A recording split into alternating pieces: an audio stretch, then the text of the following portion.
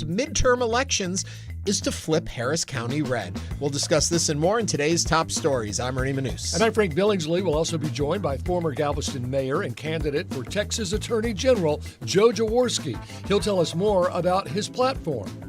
And I'm Celeste Diaz-Sherman. Plus, Houston Public Media reporter Michael Adkison will join us to give us the latest on the relocation of the Space Shuttle Discovery to Houston. And we want to hear from you. Give us a call or text us at 713-440-8870 or email us at talk@hellohouston.org. You can also watch us live on YouTube by going to houstonpublicmedia.org and clicking the purple box. All that and more right here on Hello Houston after the news from NPR and News 88.7.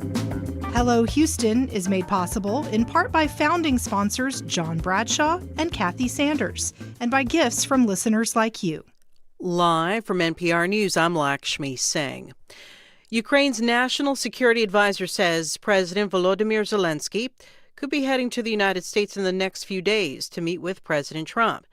NPR's Eleanor Beardsley reports the two leaders are expected to discuss the most sensitive parts of a possible peace plan to end the war with Russia. The European-backed initiative replaces the 28-point pro-Russian peace draft that was struck down in Geneva this week. The Kremlin has already rejected the new plan. Zelensky told his nation to steel itself for intensified Russian pressure. Hours later, the Kremlin launched 22 missiles and more than 400 drones at the Kyiv region. 7 people died. 25-year-old barista Mikhailo Didenko says it was an awful night.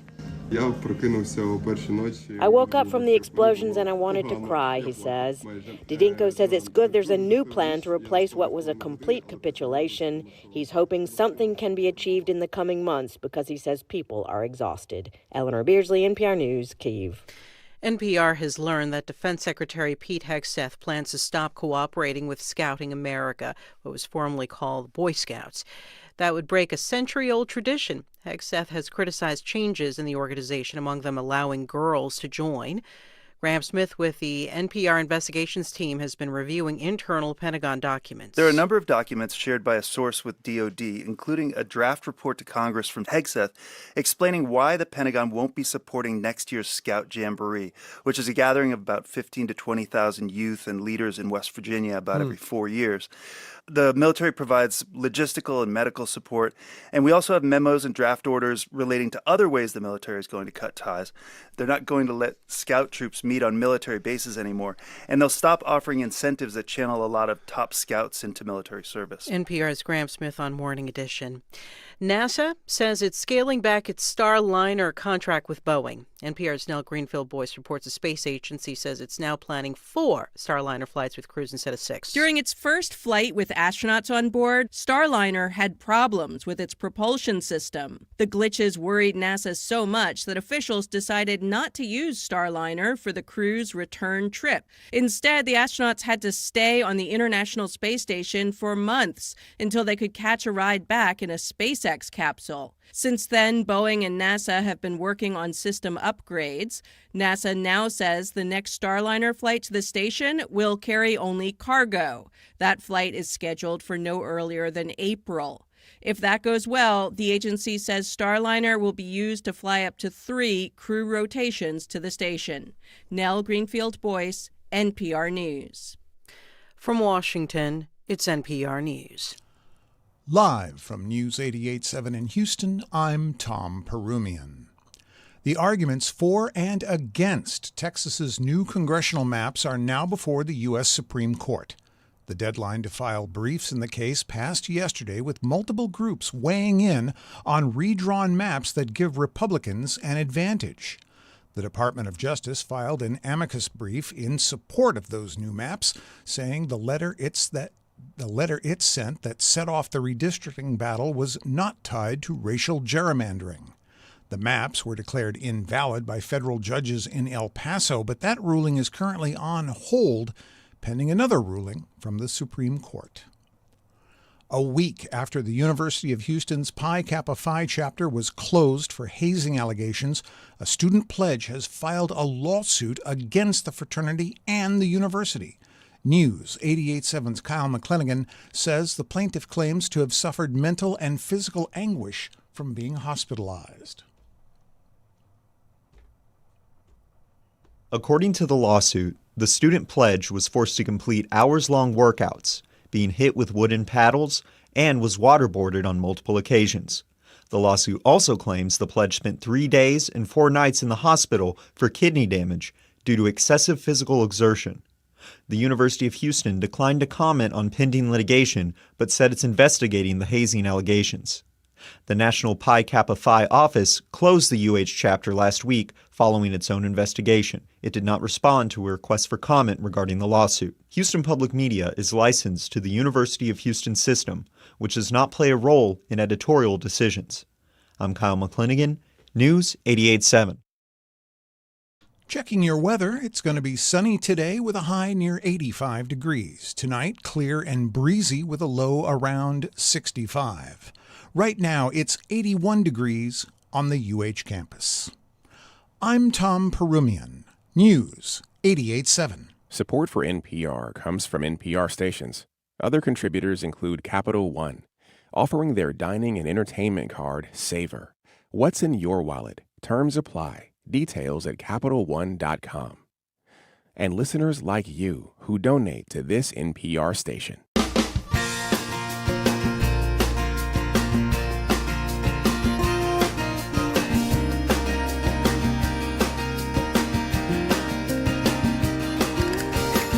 Live from the University of Houston, it's Hello Houston, an open forum on today's biggest stories affecting Houston and beyond.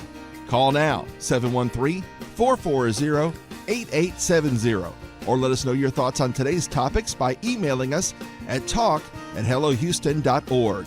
Now here's your host for Hello Houston, Ernie Manous, Celeste Diaz-Sherman, and Frank Billingsley. Thanks for tuning in, whether you're listening to us in your car, maybe running some errands on 88.7, or you're joining us on YouTube. We appreciate you for being here. We do indeed. Right out Hello, of the gate. Houston. Yes. Yeah. Hello, Houston. So, how about that tornado yesterday? Yeah, Frank, talk to us a little bit about the that. Cypress Klein area, 100 homes affected. Yeah. I was watching that on radar. I showed our producers. I said, "There's a spin right there," and we were under a watch. Right. And sure enough, you get a spin on the radar, and then that can become a funnel cloud. And then technically, if the funnel cloud reaches the ground, it's a tornado. But we don't get tornadoes like in Oklahoma that are full of That's what I was dirt just and gonna debris like that. So ours don't look dark black like the Wizard of Oz. Right. Especially when they happen near the city. But so sometimes you can have, I would call it almost an invisible tornado. In other words, it may not go all the way to the ground that you can see, but it's going all the way to the ground. Well, so the trees and the roofs really took a hit, obviously. Yeah. And there were a lot of viral videos going on social media. A lady was walking out of HEB, and it was just right there. Yeah. You could see it. So one thing I miss about not being on TV, or one thing I miss from 20 years ago when we didn't have viral videos, and we were like, we didn't catch it on camera. We think by looking at the debris, there was a tornado, if it's a circular pattern rather than a straight line pattern. Now it's like, oh no, there's 700 videos showing it's a tornado. Well, actually, Frank, really quickly, I do want to ask you, what is the difference between a straight line pattern versus a circular pattern? Well, just exactly what it says. Like when these downburst winds come from the sky and hit the ground, they go out. Like if you ever take your thumb and point the water out of the hose toward the driveway, and it sort of splatters, it goes in all directions. Yes. That's like a straight line wind. Whereas with the tornado, it has a circular pattern, so you can look and see, is the pattern of damage more circular? Okay. The Weather Service is pretty good at that. It's from engineers actually designed all of that. So there you go. Are you expecting any more of this as we move through? No chance of rain till maybe Saturday. In fact, sunny and cool, your Thanksgiving. Yeah. Look for a low of 40, everyone's a low of 48, a high of 65. It's going to be just beautiful. Yes. I know. Looking forward to it. Like I said, when you burn the food, now you can open the doors and the windows. Yes. Clear out the air out the house. Yeah, because there's nothing worse. You have the AC going in the house, and then you open the windows, and it's 95 degrees out and humid, and you're like, oh, Lord. I mean, we've had our share of Thanksgivings outdoors, in Houston. A little al fresco. But not this time. It's going to be pleasantly cool. It also reminds me, if you are deep frying a turkey, that seemed to have been a big fad for. Be very safe. Those often cause problems. They do. You know, keep and don't kids, fry a pets big one, away. like 8-10 pounds max. Yeah. Not a 22-pound turkey. Don't even think about frying that. Yeah. Yep. And make sure it's nice and thawed and not frozen. We have a busy show coming up today. We have Joe Jaworski joining us, former Galveston mayor who's running for Texas Attorney General. He'll be in to chat with us, and a whole lot of other stuff going on today. But the world continues to revolve around us outside of this little studio, and Celeste has the headlines. Governor Greg Abbott says he's focusing major attention and funds on flipping Harris County red. He, quote, "I've got $90 million in my bank account, and I'm going to spend most of it in Harris County. Precinct by precinct, turn out voters who voted in the presidential election, turn out voters who never voted before." And that is what he said. Harris County has been blue for about a decade after spending another decade as a massive swing county, voting Bush, Obama, then shifting blue. Since the era of Donald Trump, it has remained a reliable foil to the Republican-dominated state government. Texas state government has been dominated by Republicans for 3 decades. What are your thoughts? Can Abbott turn Harris County dark red? And what would it take? Now is the time to join us on Hello Houston. You can give us a call or send us a text at 713-440-8870. Well, let's start with, where did he get the $90 million? It's in his bank account. Well, it's from billionaires. Very clear. It's from corporations, PACs, billionaires. I mean, the people that want to control the world. And so there's the $90 million. And then it feels a little like David and Goliath, doesn't it? Mm-hmm. It's like, I have $90 million. And it would read better if he said, I am going to go and find the most educated, smartest, well-rounded Republican candidates, and I'm going to make sure that they win. Right. Not I'm going to figure out a way to spend the money to buy the election, because that's what it sounds like. Well, I also think that when we look at, which is a great question, where did he get the $90 million? Well, let's go look at the 89th legislative session and look at the policy that he put forth and see where it went and how it got put forth. And you can start to see the backers and who was behind a lot of the policy that he put forward in order to make sure that he ensured that he had funds to be able to run for the position that he wanted. And it's happening. Yeah. But, you know, Harris County voters, and I think Southeast Texas, we're very proud of our diversity. Yes. We're proud that we can have, in the case of Ed Emmett, a Republican judge and a Democratic mayor right in the same county. We go for the smart people. We don't really like to be told who to vote for or what to do. And we certainly don't like being coerced. So I don't know how this is going to play. Yeah, I think the biggest problem in it all is basically he's saying the more money you have, you can buy politics. And that's such an uncomfortable way to word it, like you guys were just saying. It says that democracy doesn't work. I'm the governor of this state, and what I'm saying is if I've got enough money, I can change the will of the people. The other part of it that I find uncomfortable in it is that there is a slim possibility they could maybe shift to a red county. Deep red? He seems to be really, what's that expression in sports? Swinging for the rafters? What is it? You know, it's like, okay, I could see your dream could be you could win some seats that may have traditionally been blue in this region. To say deep red, what is he expecting, you know? He wants it all. He wants to. And look, you get the feeling that there's some backroom cigar smoke going on, and it's like, okay, we have these 4 blue cities: Harris County, Houston, Dallas County, and Dallas, and then Travis County, and Austin, and Bexar County, San Antonio. We got these 4 blue areas that we've got to just turn red. How are we going to do it? Well, let's throw tons of money at it and tell them we're coming for you. Yeah, but it's also an interesting point, and we've got some calls coming in. But a lot of people are thinking it's going to be a blue wave. And I think he's countering that story by saying not only is the state going to remain red, we're going to go into one of the bluest regions and we're going to make it deep red. Yep. So any of you that thought, oh, you have a chance to maybe shift things, give up. David and Goliath, I'm telling you. 713-440-8870. Let's go to the phone lines. Gretchen from the Heights is on the line. Gretchen, welcome to Hello Houston. Thank you for having me on the line. Hi. My comment is that Governor Abbott really has no idea how very unpopular he is here in Houston. And these stunts and his bragging are only going to make him more unpopular. So go right ahead, suit yourself, and let's just see how it turns out, Governor. Happy Thanksgiving. Yeah. What I take from that and that stands out is the word stunts. And that is just such a great word for so much of what goes on in politics today. There's a lot of stunts. There's a lot of things that are said that are never intended to be followed through on. But it's who can get out there into the social media realm first to make an outlandish statement. And then we move on. I used to joke around here at the station back in the days when I was doing more TV. When the Emmy nominations came out, promote the fact you got nominated. Because even if you don't win, people won't remember that part of it. They'll remember hearing you in the nomination. And I think that's the philosophy we use in a lot of politics today. Get the lawsuit out there, get the edict out there, talk about it. It doesn't matter if it happens or not. People will remember the statement.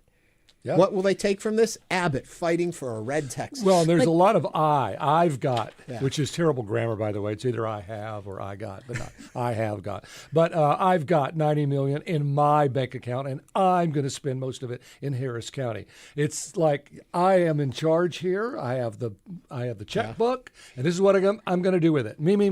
And I'm kind of with Gretchen on this in that, well, then bring it. You know, you are a public servant. You are an elected official. You were put in your office to serve the people.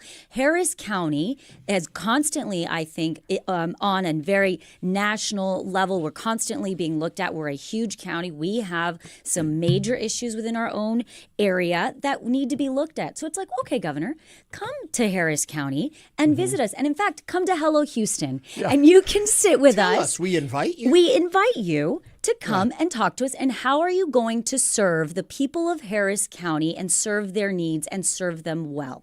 Do you think the phrase that we often are hearing is audience of one? Do you think all of this is he's talking to somebody in the White House and saying, look at me, I'm doing your, I mean, he already, with the maps, he's doing the bidding.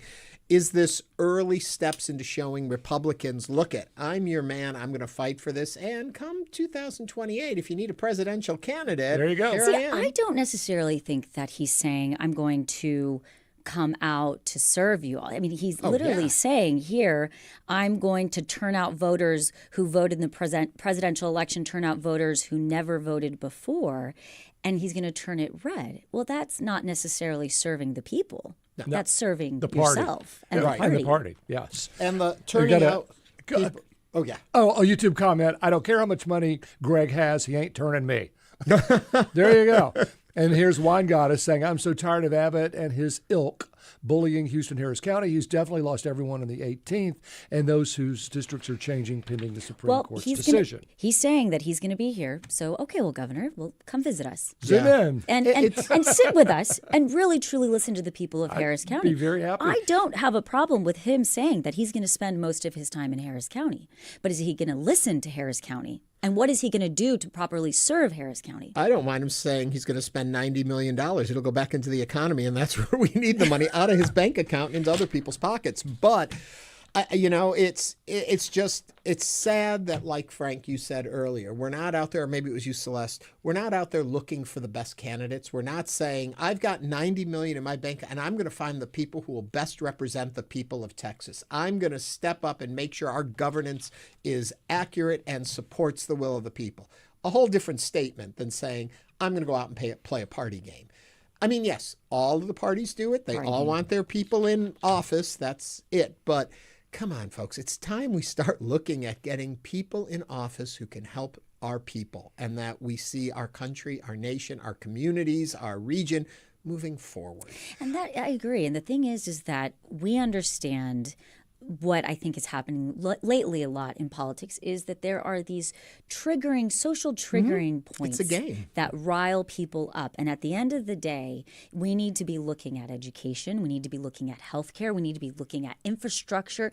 There are some very non-sexy things that very much affect us every single day. Coffee's not sexy. Well, some coffee is. Well, some coffee is. But that's the price of a cup of coffee. That's why they talk about off-year elections. And what he's even saying here, he wants to get out the people who come out for presidential elections, because often people think they're not sexy elections. Because if it's not for president, not for governor, not for state senator, people are like, But what you have to realize, back to Celeste's point, it's those people, the other offices that really impact our lives every single day. Our school board, our city council, our Harris County precinct chiefs.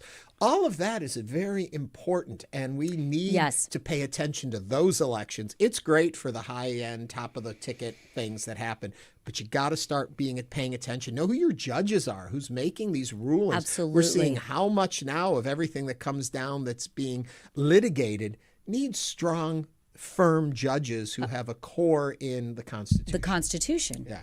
Yes. Well, I did want to make note of this email I got from a Galveston resident. Yes. Julie Winston, because it plays into this a little bit. She was a retired teacher who now does deliveries, right, in Galveston. And she says there are large campaign signs all over 3005, 61st and Broadway, and I'm sure there are a lot here in Houston too. So her point is, the governor wants the removal of our unobtrusive rainbow crosswalks. Why am I still seeing these very large campaign signs everywhere?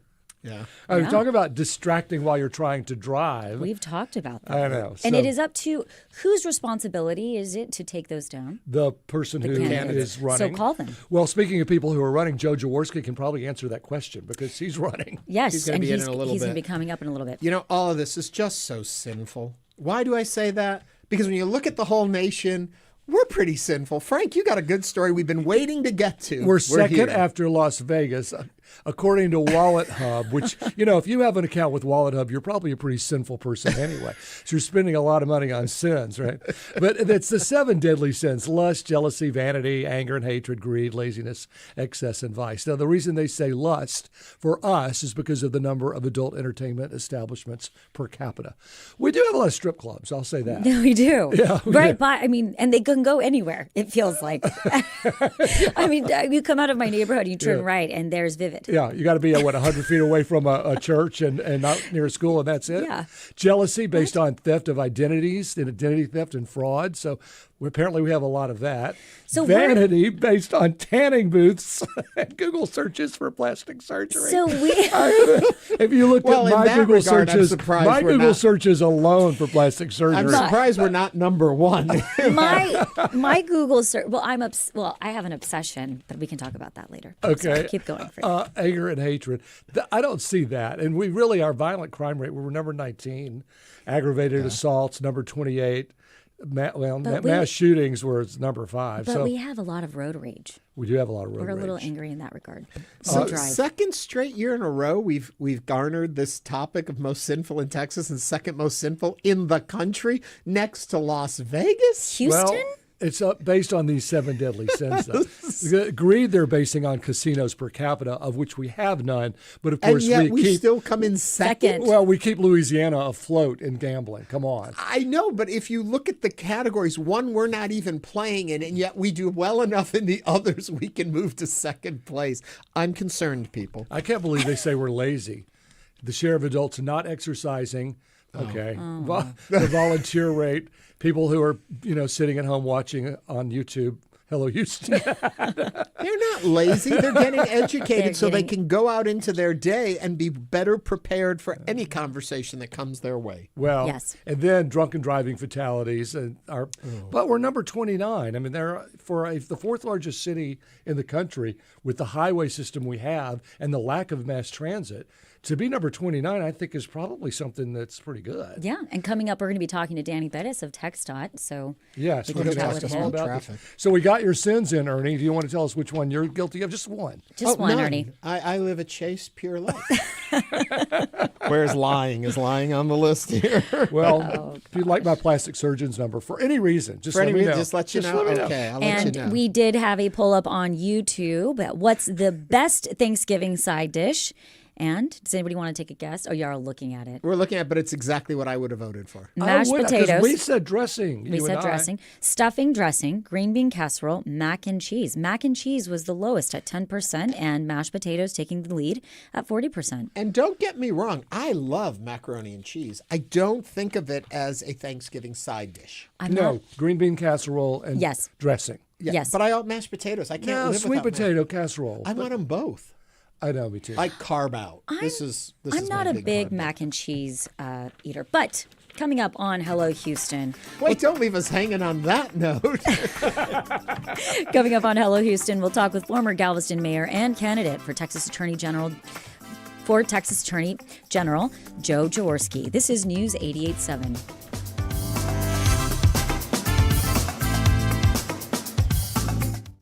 Hi, I'm Lenny Ambrose from St. Arnold Brewing Company, proud supporters of Houston Public Media. Right now, with your $60 donation, you can choose tickets to News and Brews. This member-exclusive event takes place February 17th. Enjoy a pint, connect with fellow NPR fans, and meet the Houston Public Media Newsroom in person. Select News and Brews tickets when you donate at houstonpublicmedia.org/donate.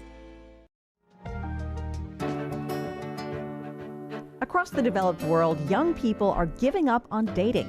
As you keep kind of narrowing it down and sort of salami slicing the kind of eligible pool, it gets harder and harder to actually find a date. Why fewer people are hooking up, how dating apps don't help, and why even partnered couples aren't immune. That's next time on Think. You can listen to Think tonight at 10 o'clock. I want to make a movie about this. The Arts Hour brings you film. The themes in it are so far ahead of their time. Books. The detail is amazing. Art. There's all the personal stuff. Theatre. Lots of singing and dancing and colours. Music. The dance floor is made for dancing. And everything in between. I want it to be exciting. That's the Arts Hour with me, Nikki Beatty. I really identified with it. From the BBC. The Arts Hour, Friday nights at 9 on News 88.7.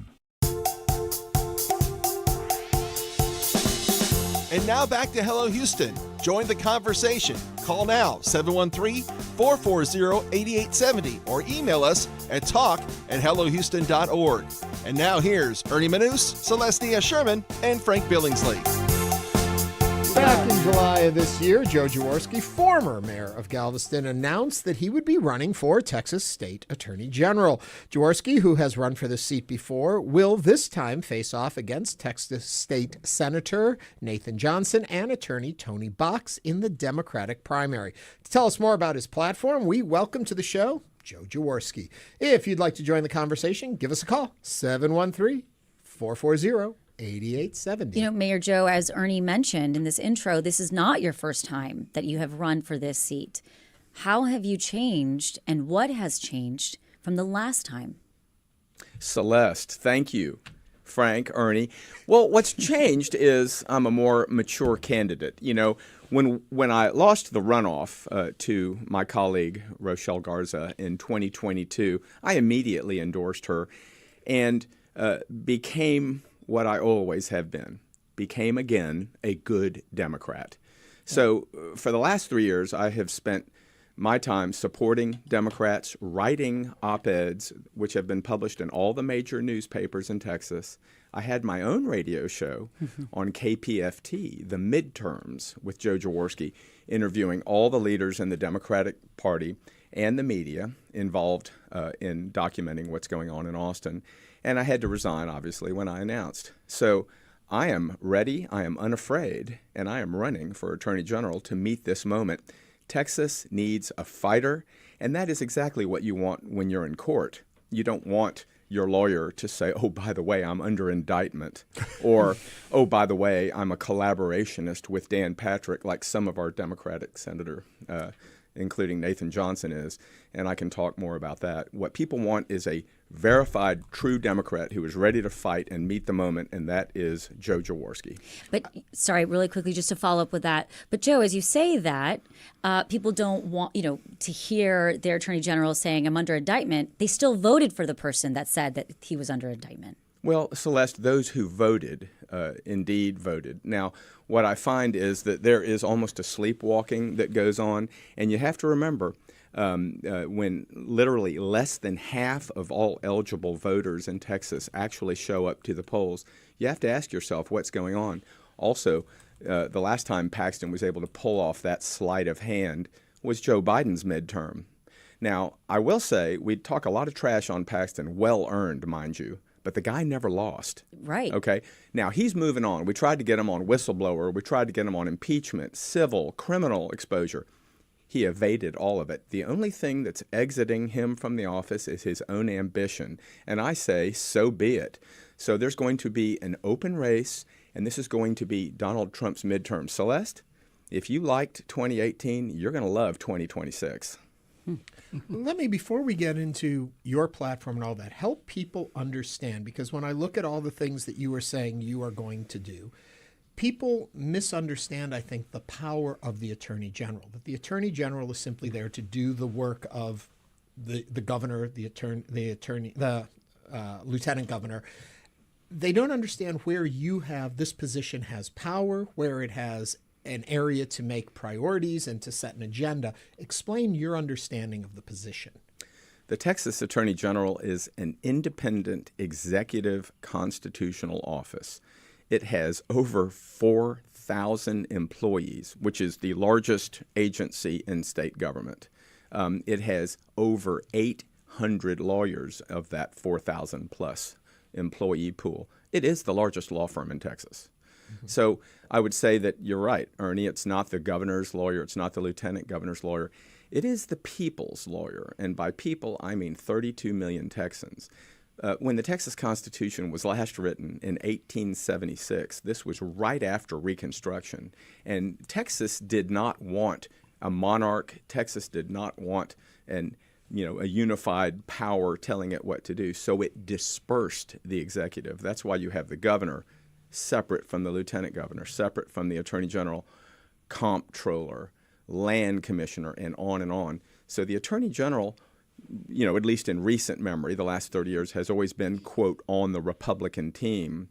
But it is independent as it gets. And you can see an attorney that might become attorney general who says, I'm not doing what the legislature wants. Mm-hmm. That's an unconstitutional law, and I'm taking you to court. It could happen. So that brings me to the question I had. For instance, Galveston ISD sued by Paxton over the 10 Commandments in the classrooms. So that was passed by the legislature. It was sent to the schools. School districts, some did it. Before the court came in on that, what would you do as Attorney General faced with, let's say, another Greg Abbott term, which is likely? You're the Attorney General. You don't agree with what the legislature's done. How would you have handled that 10 Commandments issue? Well, first off, Frank, I look forward to serving as Attorney General with a Democrat as Texas governor. Well, God, from your lips to God's ear. Let me just say, but to answer your question, an attorney, and I'm just going to leave it there, attorney, has a duty under the Texas Rules of Disciplinary Conduct to use his or her discretion to determine if a case is well-founded. Mm-hmm. And so even though you are the Attorney General and there is a Texas constitutional requirement that you defend the laws of the state, you have a superseding duty as an attorney to say whether it's frivolous or whether it's unconstitutional, because you take an oath, as you know, to preserve, protect, and defend the United States Constitution. Had I been the Attorney General when that 10 Commandments law was passed by Mays Middleton, who was running for Attorney General, who purchased all the 10 Commandments, probably had them framed at Hobby Lobby or something, and then gave it to the Galveston Independent School District and said, you better hang this. And the school district demurred and said, look, it's been found unconstitutional. Let's wait. Were I the Attorney General right now, I'd be on the side of the school district. So there's your answer. Thank you. So, but for people to just understand, is it just setting priorities of which laws you follow, or is it actively explain so we understand this. Well, first off, we're so used now to being abused by our abuser that the Stockholm Syndrome has set in on voters. And that's why Paxton keeps winning.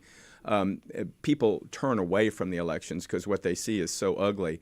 And the ones who do show up usually, are just voting Republican by rote, by a majority. What I would say to you is the actual job duties are collect and disperse child support, support the Open Records Act protocol, which is to require records be open to the public unless there's an exception, approve bonds that cities and counties and school boards pass,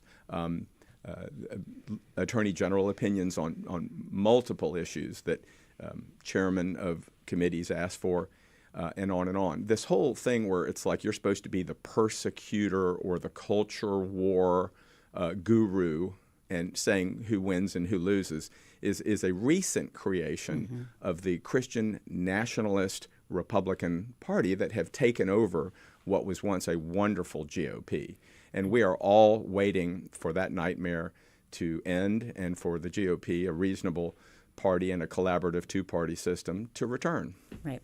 Mayor Joe, but looking at the Democratic primary, what issues do you differ most from Texas State Senator Nathan Johnson and Attorney Tony Box? Well, on Nathan Johnson, I've been very unimpressed with his record. You have to remember, Nathan is in the Texas Senate and is, having to collaborate with Dan Patrick for his existence every day, which would be why the only explanation for why Nathan Johnson voted to acquit Ken Paxton on 2 charges of impeachment that were obviously proved.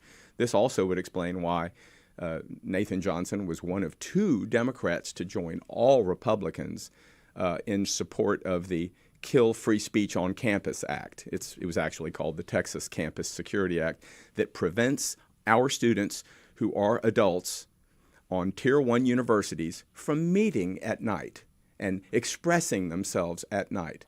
Well, a Reagan-appointed federal judge in Austin said, I'm sorry, the First Amendment doesn't go to bed at 10 p.m. And so he ruled that unconstitutional. Ken Paxton, of course, appealed it immediately. So my question to Senator Johnson is, you want to be Attorney General? Are you going to defend the law that has been found unconstitutional that you voted for, or are you going to be on the side of the students? And then finally, Nathan was one of the votes for the inexplicable proposition that we voted on a couple of weeks ago, Proposition 16, clarifying that you need to be a United States citizen to vote. Well, I knew that already. It's actually already in the Texas Constitution. My question to Senator Johnson that I posed at our debate is, why are you giving comfort to a scoundrel like Ken Paxton? Why are you giving comfort to the MAGA agenda that says there are masses of undocumented aliens pooling at our polls? It's just not true. Why would he do that? And I think that is the big difference. I would never support that sort of agenda. As Galveston mayor, I stood true and tall for public housing being rebuilt, no matter the cost to my candidacy for re-election, and I got it built. That's the kind of fighter Texas needs. When you look at what you are facing now in this race, are you looking at actually running against Ken Paxton in a way, or are you looking at the candidates that are in the Republican side running? Well, when we get to the general election, Ernie, people are going to wish it was Ken Paxton again, because from what I've seen, whether it's Mays Middleton, Chip Roy, or Aaron Wrights, I think Joan Huffman would be the least worst. But if MAGA won't have Eva Guzman, who would have probably made a fabulous nominee, they aren't going to support Joan Huffman. And I'm sorry to say it like that. I sound like I'm some political analyst, but let's all get real here. It's going to be one of the more aggressive alpha male, and it's going to be grotesque. And I'm going to make the case that government needs to stop abusing the people and do what Robert Kennedy, the father, said, which is that government is for taming the savageness of man and promoting a gentle solution to government. So if you win, then what is the first reform you would enact in your first 100 days? I'll give you the first 24 hours, which would be to reverse 2 or 3 lawsuits that Ken Paxton has filed. Just unforgivable. He colluded with Pam Bondi to kill the Texas DREAM Act, which is a bipartisan piece of education policy that survives every legislative session every 2 years, including the 89th, which is almost, Celeste, a Republican supermajority legislature. What this says is, if you are a dreamer and you've graduated from a Texas high school, public or private, and you've been there at least 3 years and you have every intention and put it in writing that you will become a citizen at the next opportunity, you get in-state tuition. Well, it survived an attack by Mays Middleton in the 89th legislature, just like it always does. Republicans and Democrats say amen to the Texas DREAM Act for 25 years. Rick Noriega was the one who submitted it from Harris County. God bless you, Rick. And 30 days later, after 18-year-olders are graduating from high school and having parties, maybe the first in their family to even be accepted to college, Pam Bondi files suit in Northern District of Texas, which is a federal district up near Dallas. And instead of answering the suit, Celeste, Ken Paxton said, "Where do I sign?" And within 6 hours of the lawsuit being filed, he signs a consent judgment. And no one is allowed to enter the lawsuit because our attorney general, who's supposed to represent the people, foreclosed it. Now, people got letters saying, sorry, can't honor your tuition agreement. You need to pay in-state tuition. So that would be day one. I would also make sure wherever the redistricting litigation is in the course of the courts, I will side with the Texas House Democrats. We will make sure that there is no racial component to our redistricting maps. And then I think also I will begin a deep reform of the child support collection. Celeste, I could go on for another 30 minutes about how the Attorney General can put money in your pocket, but it all starts with doing the job rather than being a persecutor. Well, Mayor Joe, what's the path? I know you've been out there stomping around and been rallying up votes.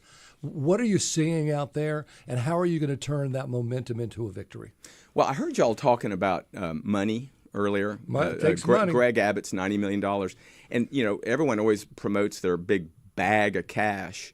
And no one ever really asks, well, what do you spend it on? I mean, like, okay, this money's great, but what are you buying with it? And, of course, Greg Abbott would say, media. You know, I'm gonna use it to pulverize my opponents, like he did all the Republicans who weren't loyal enough on the question of vouchers. They were loyal on everything, but he defamed them all in their districts with lies about their record on immigration to where people, those who showed up to vote, said, well, we got to get rid of these guys. Then he got voucher-happy people. So I think the path that you have to know your enemy, right? You have to know your opponent, Frank. So the path has got to be that he's going to use this $90 million to call me a pervert or a molester or something, something truly hideous.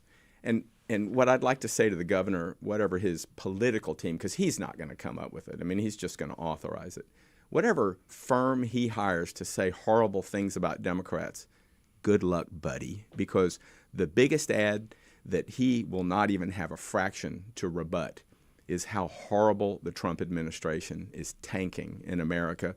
And the Republican Party that hitched its wire to his sinking ship ought to be punished for what they've done. So what I would say to you, Frank, is the ad is a gift that keeps on giving, is the general voter sentiment on how poorly the Republican Party and the Trump administration are performing their job duties.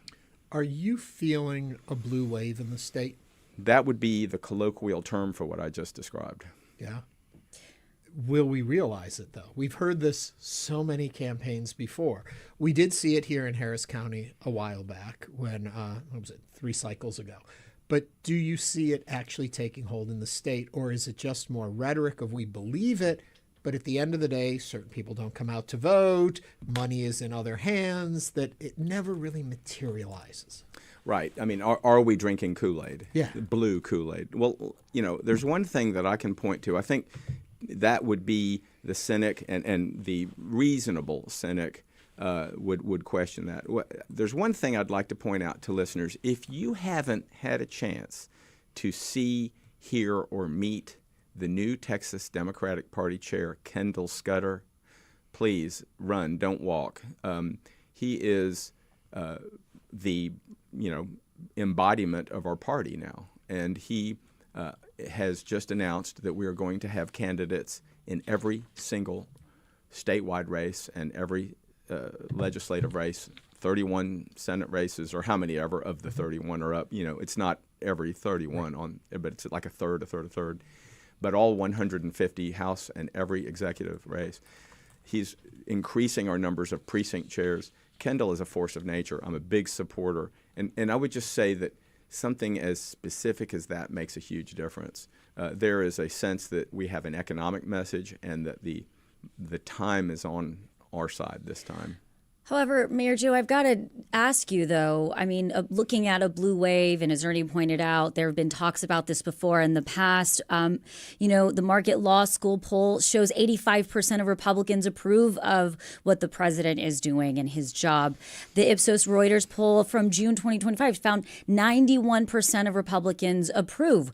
Texas is known for being a red state.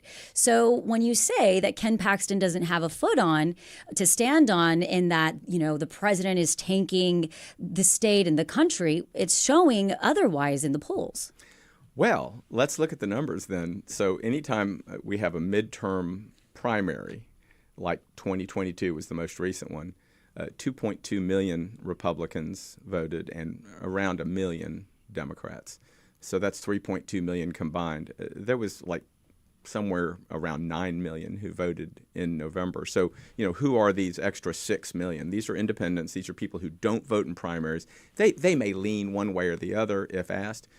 If you look at the same polling that says, how do independents see Trump versus the generic Democratic ballot? It's like 60-something Democrat, 40-something Republican. So what I see is a whole bunch of new people coming online who are going to have a say. The very people who were sitting on the sofa because they were not impressed with Kamala Harris and Tim Walz, or they were embarrassed by Biden's debate performance, or even embarrassed long before with the Afghanistan withdrawal. Well, there's going to be a similar number of people who are angry at Donald Trump for what he's done. And I think Greg Abbott and Dan Patrick on THC and Islamophobia and Muslim hate, and sticking it to our students and sticking it to professors and teachers, there's going to be a price to pay for all that. Joe, we want to end here with a YouTube comment. Delighted to visit with Joe and his honest take on what should be an efficient and answerable Texas legislature. Thank you. Hello, Houston.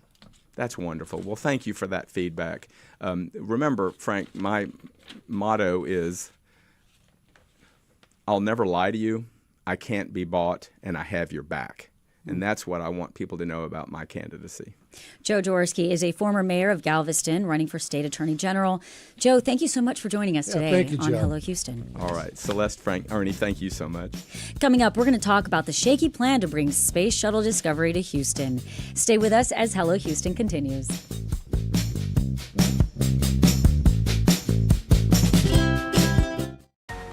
We know you value Houston Public Media. That's why you're watching right now. So take the next step and become a new member of the station you rely on. Every gift makes a difference. And what matters most right now is supporting the station that brings you the news and information you rely on. It only takes a minute to make a big difference. So join as a new member today at houstonpublicmedia.org/donate or call 800-364-8300. The TED Radio Hour, Tuesdays at 9 p.m. on News 88.7. Small businesses employ more than 40% of the U.S. workforce, but they're facing uncertainty driven by tariffs that push up import costs, high interest rates on loans, immigration policy changing access to labor, and more. Now consumers say they plan to spend less this holiday season than in previous years. We check in on the health of small businesses next time on 1A. You can listen to 1A coming up today at 2 o'clock. I'm Jesse Thorne. You want some real, insightful conversations about where art comes from? Well, Bullseye has you covered, as long as you don't mind a little bit of ridiculousness. Y'all was like really judging me though. They sniffed it out. They sniffed out that I was weird. I was like, I don't know where I'm gonna sit, just like in the movies. Listen, learn, laugh. Bullseye from Maximum Fun and NPR. Bullseye, Thursdays at 9 p.m. on News 88.7. Houston Public Media, in partnership with Texas Southern University, brings to you The Vibe. R&B, hip-hop, and neo-soul. Music that resonates with all ages. The Vibe on 88.7 HD3 and on the Houston Public Media app. Support comes from the 2025-2026 In-Print Brown Reading Series with Booker Prize winner Salman Rushdie reading from his new story collection, The 11th Hour, Monday, January 12th. More at inprint.org.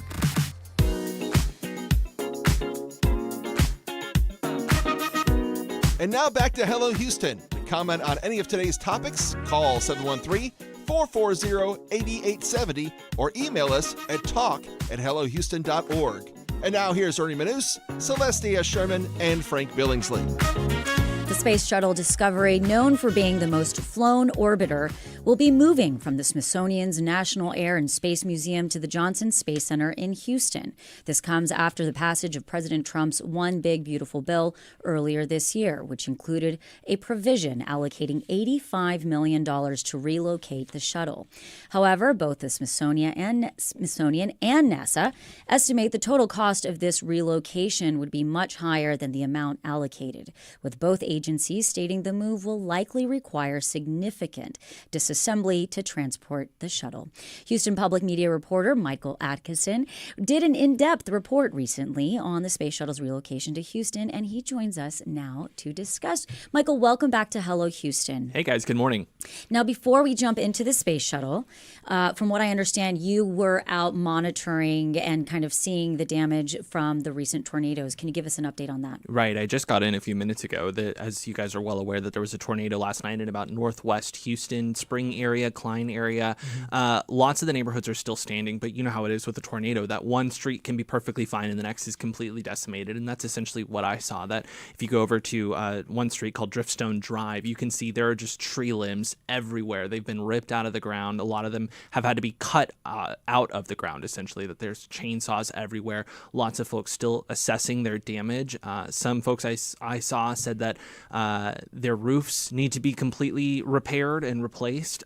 Some people said that their homes are still good enough to stay in. Others I've heard will need to go somewhere else. That one woman that I spoke with said that her roof is so severely damaged that the rain that came in last night after the tornado has just completely decimated her home. So she has to stay in a hotel, and she estimated as many as a few months that she will not be able to be in her home. So, there are lots of folks out there who've been there for 30 years nearly. Sure. So, it's really just, it was so impactful to see how the community came together just in these couple of hours that I was there and responding. How's the power situation? Power appears to be restored, but, it was one of those things last night where, the power goes off in the whole neighborhood. And so everyone comes outside. And that's what I heard a lot of these folks saying. They really came together and saw, their neighbors helping one another. But kudos to Centerpoint. They've been saying that they're going to be prepared for these kind of storms more than they have been in the past. It sounds like they were. Absolutely. And you saw a lot of the energy people out there still making sure that everything's in tip-top shape as they're still assessing damages. I will say on the subject of people who are stepping up, J&J Custom Tree Service, they were out there today offering free services. They were just going home to home saying, do you live here? Is your home okay? Wow. Can we help you out here? So, I spoke with a couple neighbors who said they were offering the best rate possible, which was free. So those folks really stepping up. Nice. Michael, can you tell us a little bit about what the local officials are saying? Have they been giving any updates from the Harris County perspective? Well, what we know so far is that, with the damages that came from this tornado, we know that, county officials are stepping up and offering resources to those available. As I mentioned, that one service in Northwest Houston is offering, free services. But, it's the type of thing where it's so recent that we're still figuring out damages and figuring out what people need. But Harris County emergency officials are responding. Okay, so I think we'll move on to the Space Shuttle now. What I came for, right? The plan thing. Well, we love an eyewitness update. Yes, so thank you very much. Happy to help. And it's okay. Michael, you got to tell us, why has this move of this Space Shuttle Discovery become somewhat controversial? Well, it was a fascinating story to look into because it really does boil down to a lot of ethical questions about history. You go to a museum that's got things that are, hundreds of years old, maybe even thousands of years old, and you hear, oh, but it was severely damaged in the process of getting it here, or, it was moved around by people. And you think to yourself, why would they do that? Why would they move it around? And so we're kind of watching that conversation play out in real time now where, we want to preserve this space shuttle, but at the same time, our Texas senators say that Houston has a rightful claim, that we don't have one of the space shuttles. The 4 went to other places. And this is Houston. This is Houston. We have a problem. Apollo 13, Houston's kind of the central part of it. And so wanting to balance that of Texas's desire for it while also preserving history. But it's interesting, though, because in 2011, when the U.S. was winding down its space shuttle program, there was a bidding process. And yes, all 4, remaining space shuttles were put out to different cities. I believe one was in New York, one was in Florida. So then why didn't Houston get one whenever there was a formal process for the bidding to happen? And that's a great question. The Republican senators, Ted Cruz and John Cornyn, who have really led this effort, make it abundantly clear that they think this was politics as usual. They think that, with the Obama administration that was in office at the time and, technically in charge of the executive branch of government, which would include NASA, between the Obama administration and their criticism of Senator Chuck Schumer, who was still senator at the time and is still senator to this day, that he represents New York, that his role in lobbying to get the space shuttle to New York, that's what our Republican senators are blaming this on, is politics as usual. But Florida got one as well. Exactly. So the process was essentially every city had to make a claim saying, or every state rather, had to make a claim saying, this is why we deserve to get a space shuttle. Florida's got Cape Canaveral, and then Texas's claim was obviously we've got the Johnson Space Center. New York, though, that's where the Republican senators say that they didn't deserve it, essentially, that they have said that New York really doesn't have a direct tie to the space program, the space shuttle program specifically. And so they're wanting to right this wrong, as they have literally said in so many words. They want to right this wrong that was committed 15 years ago and bring the Space Shuttle Discovery to Houston. Let's get into some of the nuts and bolts, I'm going to say, here of it all. We're talking about the money part of it, which is a big discussion in it. And the $85 million or whatever it is not enough to move it. Most people agree. So there's the money part of it. And then there's the whole thing about to move it, how difficult, not just expensive, but how difficult it would be to move it. But it didn't land in the Smithsonian back 25 years ago or whatever it was, 15 years ago. How did they get it there, and why can't they repeat that to move it here? So you might remember it was quite the big spectacle when the space shuttles were moving around, that there were these 747 jets, Boeing jets, that they would attach the space shuttle on the back of, and it would just fly around. So both of those jets, like the space shuttles, have been decommissioned. One of them is actually here in Houston. But can't they redo that on another jet of some sort and just fly it down here? Well, at that point, it's talking a lot about, developing new infrastructure. And then it would be, the jets are at the Space Center Houston. They'd have to, or this one specifically is at the Space Center Houston. They'd have to close down quite a bit. So no matter what, it would have to cost money. So the question was, what's the best way to move forward? We're going to have to, do you do the one option that's going to cost money or the other option that's going to cost money? So, that balancing act essentially of figuring out what to do. But most everyone agrees those jets are really not going to be an option without, But there are other jets today that are better equipped, even more technically advanced than what we used 15 years ago. That's the part I don't understand in the story. Couldn't you adapt something else we have for $95 or $100 million and move it here? Sure, and that's a good question that I don't know that I have ever heard anyone vocalize of potentially developing a new jet that would do that. But at that point, you are talking about tens of millions of dollars still, and if a lot of the people who are involved in this conversation would have it their way, we wouldn't even move it. We wouldn't need to worry about a jet. It would stay at the Smithsonian. Really, this conversation about developing new ways to relocate it are to acquiesce what Texas's 2 senators and the Trump administration have signed on to, essentially, which is relocating the jet.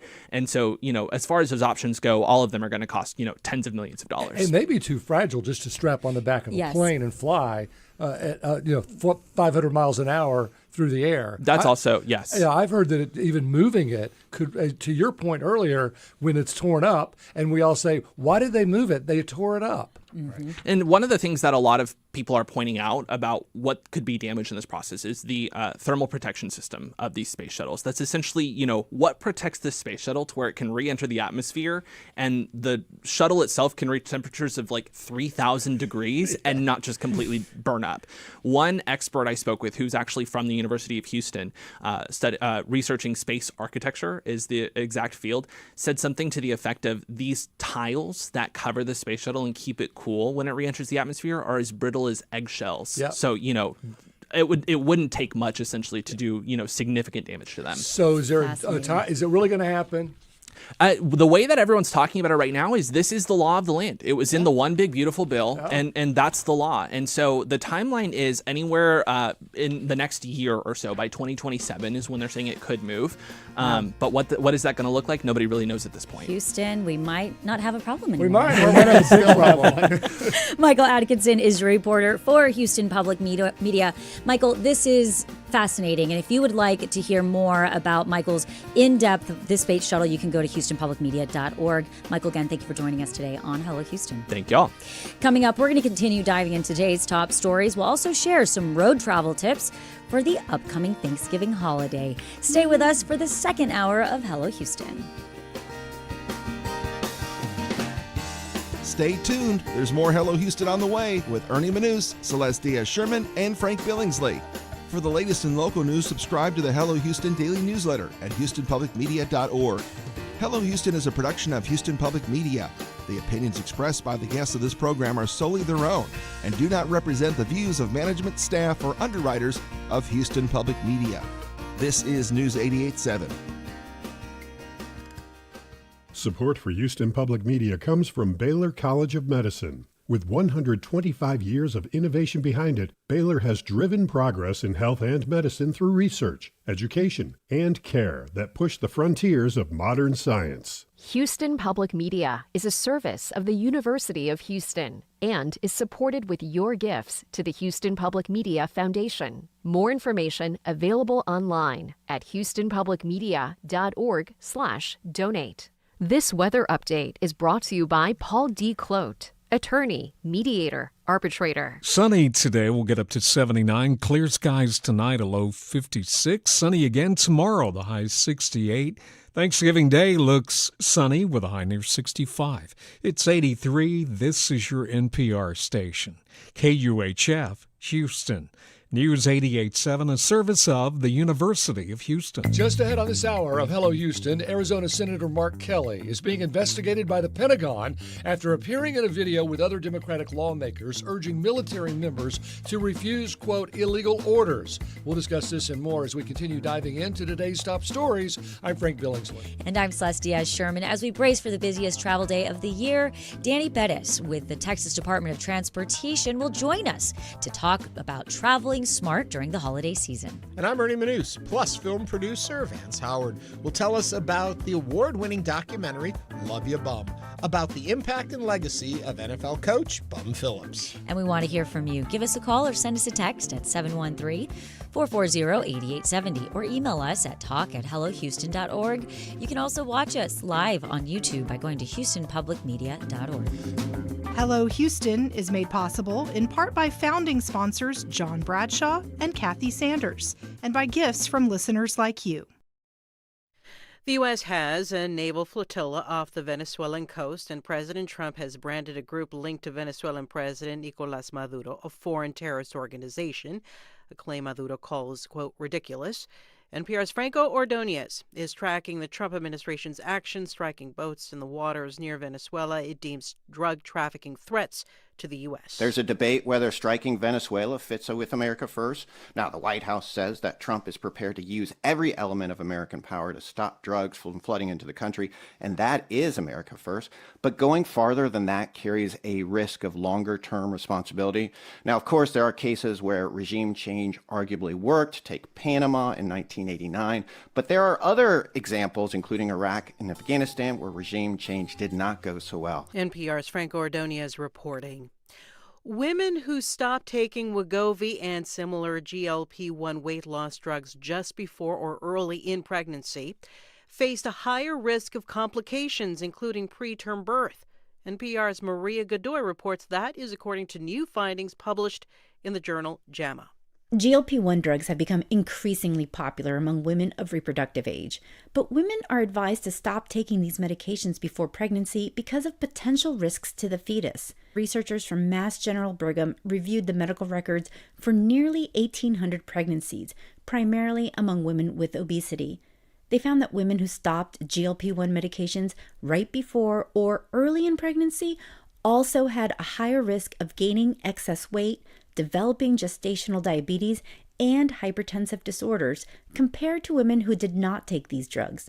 The researchers say more studies are needed on the risks and benefits of taking GLP-1 drugs before having a baby. Maria Godoy, NPR News. This is NPR. Live from News 88.7 in Houston, I'm Tom Perumian. The National Weather Service sprung into action today as residents pick up after at least one confirmed tornado tore up neighborhoods in North Harris County. Bradley Brokamp is a meteorologist with the Weather Service. He says survey crews are out looking at damage and trying to determine if yesterday's tornadic storm spawned more than one twister.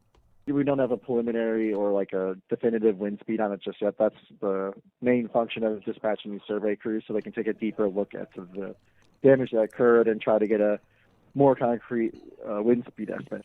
Brokamp also explains crews will be working to establish the EF rating for the one tornado that was confirmed on the ground.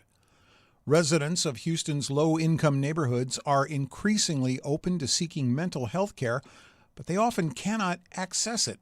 That, according to Damian Kelly, author of a new report from the University of Houston mapping the city's so-called mental health deserts.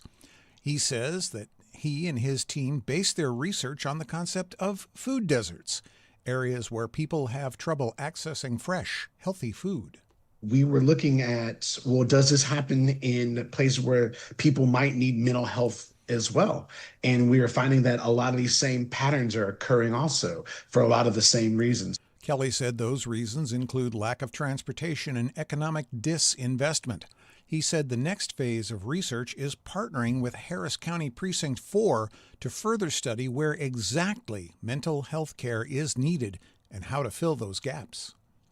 Taking a look at your weather, it's going to be sunny and breezy today with a high near 81. Tonight, mostly clear and windy, a low of 57. Sunny and breezy and cool on Wednesday with a high of 67. Right now, it's 81 degrees on the UH campus. Get the whole story. Go to HoustonPublicMedia.org for more news and information.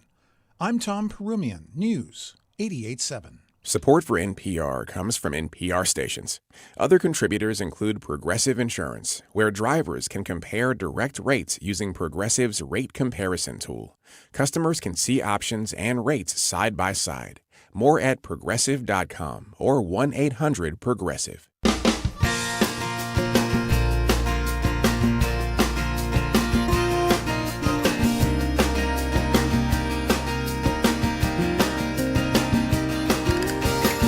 From Houston Public Media and News 88.7, it's Hello Houston, an open forum on today's biggest stories affecting Houston and beyond. Call now, 713-440-8870, or let us know your thoughts on today's topics by emailing us at talk@hellohouston.org. And now, Hello Houston with Ernie Manous, Celeste Diaz-Sherman, and Frank Billingsley. Happy Tuesday of Thanksgiving week. Hello, What's the date? Houston. We are back. Today is November 25th. The problem with Thanksgiving is it's not like Christmas is set December 25th.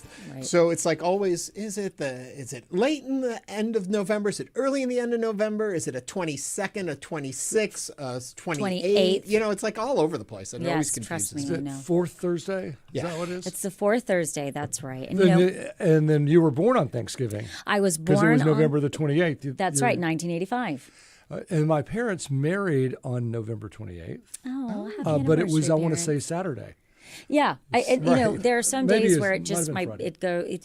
it's weird. Yeah, as Ernie like a pointed out. September 1st birthday. Sometimes I'm on Labor Day, sometimes I'm not. It doesn't have any rhyme or reason. Sometimes I'm first day of summer, sometimes I'm not. There we go. But you know, earlier, as we continue talking about Thanksgiving, earlier in the 11th hour of Hello Houston, we had a poll up about everybody's favorite side dishes, and we did receive an email. Ernie said that he didn't understand.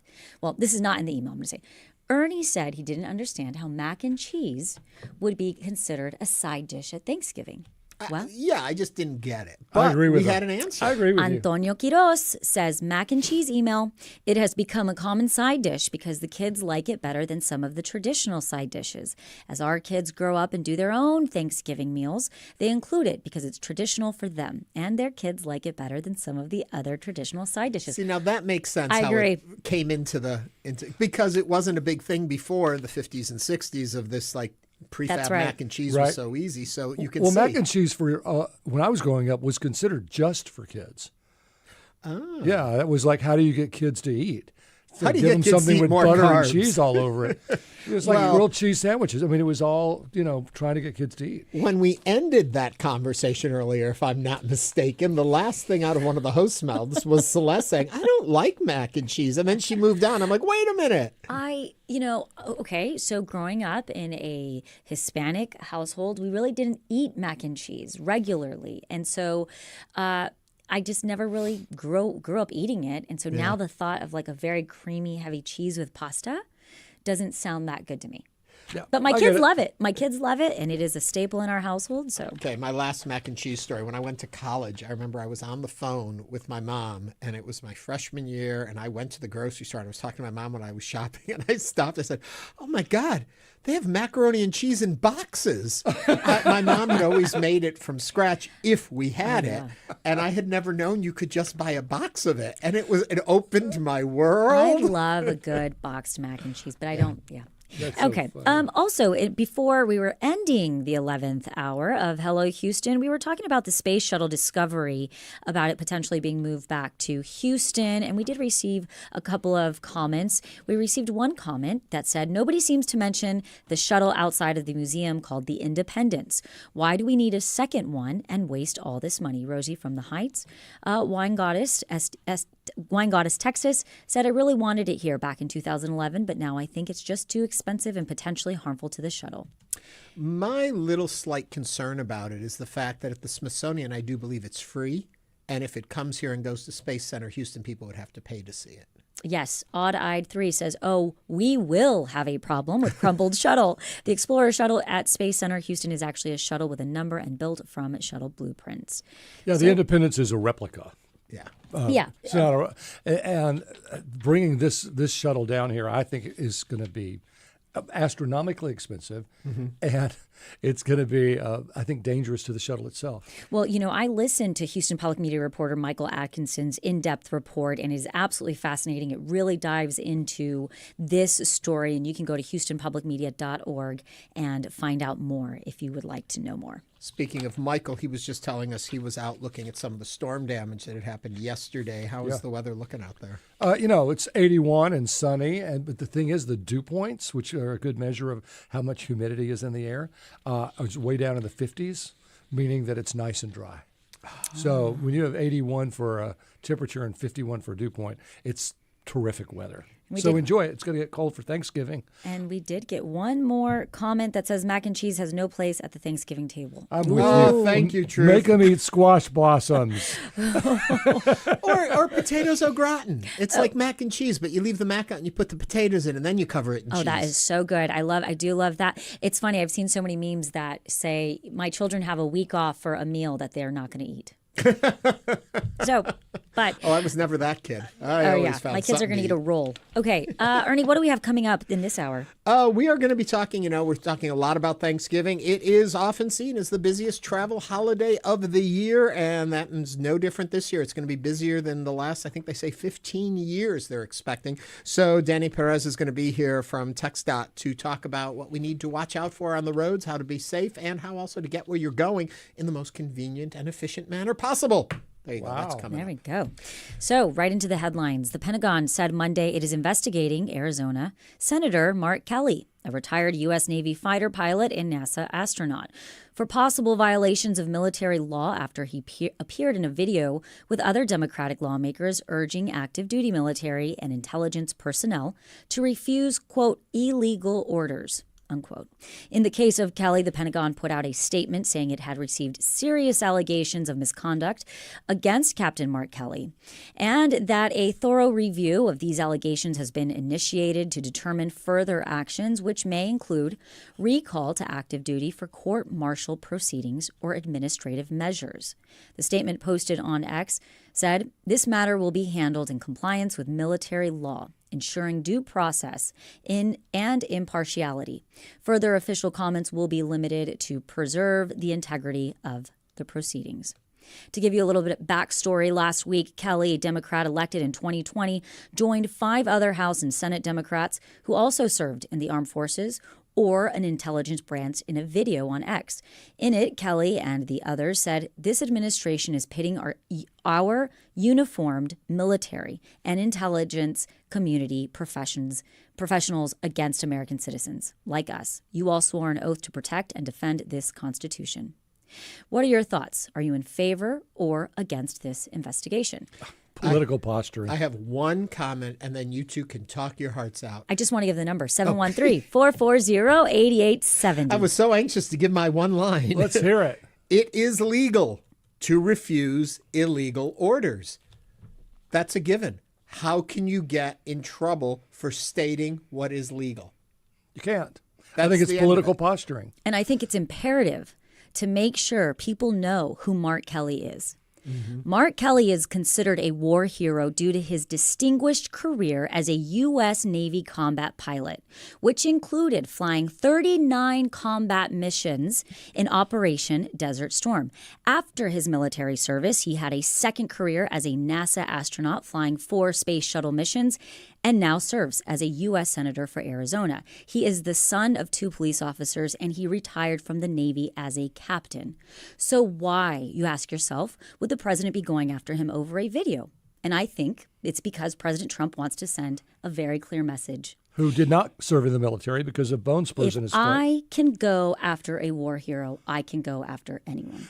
Not to mention his wife, Gabby, was shot in an act of political violence while campaigning. I mean, I look at somebody like, Senator Kelly, and I think to myself, what an outstanding Absolutely. American. Yeah. And I don't know what they're referring to in terms of what illegal orders are being given. I think they're trying to head something off at the pass, like troops being sent into cities, that there might be illegal orders there, maybe. Right. That's not their role.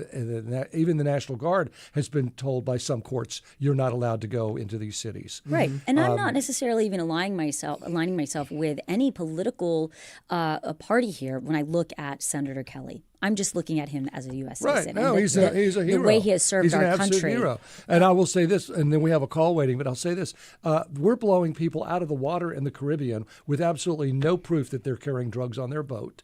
That even if they are, that those drugs are being sent to America. They're in areas that we are not supposed to operate. And now we're also posturing in Venezuela. Yeah. And perhaps they're saying, look, I mean, if I was the guy bombing these boats, I would say, I'm killing people. Am I okay to kill people? I mean, is this order for me to go and bomb this boat and kill these people? Am I okay? Or am I going to get court-martialed for murder later? And that's the question that they're asking their JAG folks, and they're the ones that are saying to the Senate, are we okay? Yeah. And I don't know that they are. I don't know that anyone knows. And I think to your point, I think it sets a precedent for veterans that, regarding their free speech and how it can affect them if they, either criticize the commander in chief. It becomes very, it's dangerous. And why him? Because these other people are also in the military. Right. Well, because he's a great lightning rod for attention. He's the big war hero there, the astronaut Spent himself. a year in Let's go space, after right? him. With his brother. 713-440-8870. I just want to say, if a group of city council members made a video and put it out on YouTube where it said, when the lights are flashing, it is against the law to go over 20 miles an hour in a school zone. What's the harm? They're stating what is the law of their area. That's exactly what this group did. Was it well advised? I don't know. Should they have done it? I don't know. But what they said was not illegal. They didn't say things that aren't in the statutes and the law of the land. That's the part that blows my mind. All right. We have Ray on the line from Katy. Hi, Ray. What's your thought on all this? Hey, I'll try to make it quick. First of all, let me just say, you guys you need to let me come down and do my mac and cheese with smoked food and lobster. It will make believers out of you. I'm from New Orleans, okay? Oh, perfect. All right. On the comment, I just what you were just saying, let's take the reverse. What if he would have come out and told the people in the armed forces to go ahead and do illegal activities? What would have happened? Mm-hmm. Right. So he's just stating the law. That's all he's doing. Yeah. It's all political posturing. It's all kind of let's look over here, don't look at inflation, don't look at all this other stuff. It's just the times we live in, and I'm 67 years old. I'm from the time when I could talk to somebody about politics, agree to disagree, buy each other a drink, shake hands with friends. Now you're worried about is you're going to be shouted down or shot. So yeah. Well, Ray, thank you very much for that. First of all, though, we're not against mac and cheese. The conversation is about on the Thanksgiving table. Especially New Orleans mac and cheese. Right. That's what I want. Gouda and lobster. Yeah. Yes, please. But to your comment, we're right, I think, right there with you on it. They didn't come out and say do something illegal, as it seems to be being portrayed in certain media as though what they said was illegal to say. If you can't state the laws of your own land and just assume that is okay to do, we got a bigger problem. And again, 713-440-8870. David from Boulevard Peninsula is on the line. David, welcome to Hello Houston. Hey, good day, everybody. So I see this as just another unprepared, chest-pounding power move on the administration, where they throw stuff out there to see if it sticks, and they don't really care if it works out or not. They're just out there being, bullies. And I think just like the Comey and the James cases, where they have people that just aren't qualified, to be in the positions, are going to take this on and not really, have the right legal standing. And this will be thrown out as well. But I don't think that they really care whether or not they succeed at it. They just want to make some noise. Yep, fair. Thanks, David. Moving along, John from Katy is on the line. John, your thoughts? Yeah, I just agree with both the other callers that it shouldn't be, or you should look at what he said. He said, do anything illegal. He didn't say to not obey the orders. He said any illegal orders. And if that's the case, why is no one investigating Trump for what he said about the Congress people last week? That's an illegal thing there. John, thank you for that. As we move through these calls, we also got a comment over on YouTube that says, you are correct that military personnel can refuse an illegal order, but they better be damn sure that they are correct about it being illegal, or else they are in big trouble with a court-martial. Moving along, back to the phone, Sandy from Katy is on the line. Sandy, what's on your mind? Hi. Well, they covered a lot of ground already, but I would say it's the height of hypocrisy, because during the shutdown, we had all sorts of people violating the Hatch Act from our government. And so that was perfectly okay, and they didn't call anybody out for that. And I have been in trainings for that with the VA. I would have been fired. Yep. Thank you, Sandy. I think all of our callers are bringing up extremely good points. And let's go to Doug from Katy. Hi, Doug. This is yes, I was in the military, and I guess the problem that I have right now, and I think the reason that the congressmen and senators came out with this point is basically the Secretary of Defense doesn't have a very high opinion of JAG officers, and JAG officers, the Judge Advocate Group, are the ones that interpret this, and he has basically sidelined those individuals for illegal and legal orders. He doesn't have a very high opinion of them, and I think that's why congressmen and senators have come out with this issue. Thank you. Thank you. There's also the suggestion that Mark Kelly might run for president in 2028 as a Democratic candidate. So we try to, cut him off now. That's then interesting. You could screw him for 2028. The pawn moves again. Yeah. Another call? Yep. Let's go to Roz from Fort Bend. Roz, what's on your mind?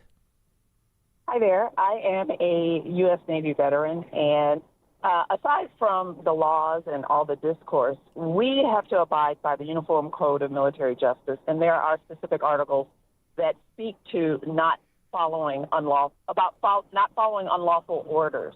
And it is just amazing to me that of all the veterans that are serving in the Congress, Senate and Congress, that no one else is rising up to speak to the fact that this really is a non-issue. Because he is stating exactly as the articles of the UCMJ it's very explicit. Roz, thank you very much for that and for calling. I would love to hear, if you're out there and you're listening right now, I'd love to hear from somebody who feels like, they stepped out of line, that this was incorrect for them to do, because we want to hear all sides of this issue as we discuss it. You're hearing a lot from the point of view that we initially brought in, is that it doesn't seem like there was anything illegal done here, just maybe not to everyone's liking that they made the video, but there's a big difference between what we like and don't like and what's legal and illegal. And again, 713-440-8870. You're listening to Hello Houston. Let's go to Ann from Champions. Ann, welcome to Hello Houston. Thank you. I have a very selfish reason for wishing that they had not made that video because of all the disruption that it has caused. I mean, I'm hating what's going on with us politically now and in our communities. But the first thing that flashed into my mind when I heard about the video was, I remembered Cali in Vietnam when they went into that village and killed all those people. They got court-martialed because they obeyed an illegal order. And I haven't heard anybody anywhere bring up that memory. So soldiers, the military has to be cognizant of the fact that they can be court-martialed if they do obey an illegal order. Yeah, I brought that up yesterday. That was my lie that you're talking about in Vietnam. And Cali said he was just following orders, but he was still prosecuted. Yeah. And from Champions, thank you so much for joining us. Let's go to Mark from the East Side, Houston. Mark, welcome to Hello Houston. Hi, good morning, y'all. Two comments. One is that following illegal orders is also against international law. That was the whole issue with the Nuremberg trials. Yep. So those Nazi generals were prosecuted because they followed orders that were illegal. The second point is the reason they're focused on Mark Kelly, and I've gotten this from my brother who retired. I've never been in the military, but he was retired as a lieutenant colonel. As a retired officer, Mark Kelly can be reactivated and then prosecuted, whereas the others, to my understanding, are not actually retired military. So there's a difference there, and that's why they're focused on Mark Kelly. Thank you for that comment, Mark. That was coming out in the news today that they want to reinstate him and then court-martial him, which is a fascinating turn of events because there are a lot of people who are retired military, and you don't want to see the government suddenly deciding who to reactivate so that they can discipline them and then take away their pensions and all that. In addition to other things. 713-440-8870. Bill is on from Southwest Houston. Bill, what's on your mind? Hey, you know what? That last comment was part of it, but it goes perfectly into what I wanted to say is that, it doesn't really matter whether what the congressman said were legal or not. The president shouldn't be up there using such vulgar and cruel language. He should just defer to the Department of Justice and let it be handled. But what's going on is it's all political anyway. They're both making a statement that, the president is calling for stuff that is not legal, and people should know that they don't have to follow it, right? And so now his going through with what he's doing with Comey and everyone else is just revenge, and so they're finding a way to just make him pay for it. That's all it is. It's more stupid political games.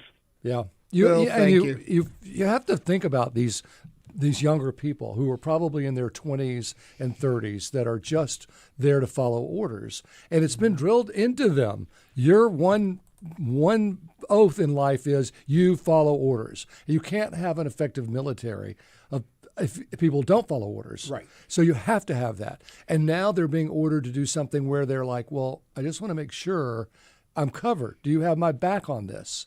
Which is the same thing as saying, is what I'm being asked to do legal? You're not asking me. And these people are coming out saying, you do not have to follow illegal orders. Now, that makes me think that this has been a lot of people asking that question. Right. Well, and it also goes back to the point of, obviously, it is legal to not follow illegal orders because there's a whole set of requirements to not follow an order. So if it wasn't allowed to not follow an illegal order, why would there be steps and procedures of how you have to go about doing it?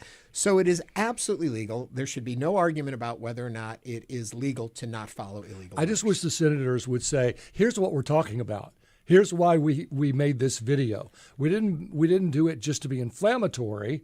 We did it for this specific reason. Right. And when you look at veterans, service members, and their families, I mean, these are people that are of the utmost respect. They're putting themselves out there every single day. They should have the right to ask questions to make sure that they are doing things right and the implications if they're not. It's got to make you scratch your head. I'm a pilot. I'm being asked to drop bombs on this fishing boat and kill 6 people.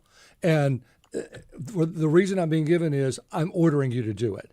Yeah. And you may say, well, what are they doing wrong? It doesn't matter what they're doing wrong. I'm ordering you to do it. I think the other side of that is that they don't have to justify. There may be top secret reasons. There may be intelligence that the actual service person is not entitled to or allowed to know, but that they need to follow the orders that are given to them because there is the assumption that those above are doing this for a legitimate reason.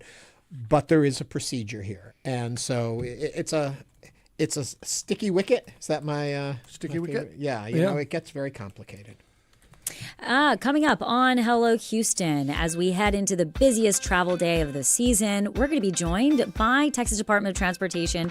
It's Danny Perez about traveling smart during the season. This is News 88.7. Stay with us.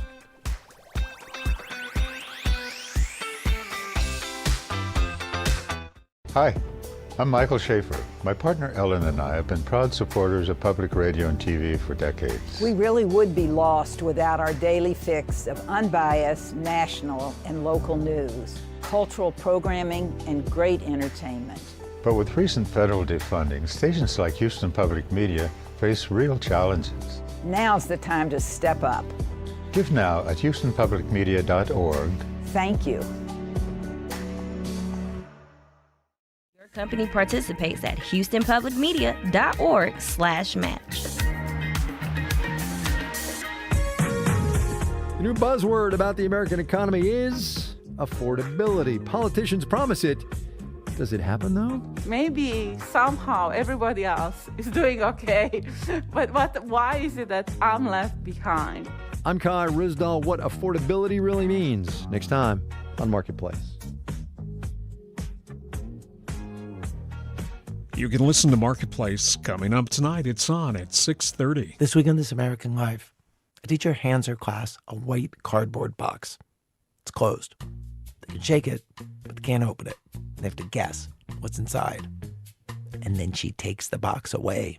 And I get sick when I'm wondering. You get sick? I'm allergic to wondering. I'm allergic to wondering. Stories of people who just want to know. This week. This American Life, tomorrow night at 9 p.m. I'm Jeremy Hobson. Next time on The Middle, we've spent plenty of time focusing on the political and geographic middle on the show, but what about the philosophical middle? How can the middle way from Buddhism or Aristotle's golden mean bring us away from extremes as we apply philosophy to our lives? The philosophical middle, next time on The Middle.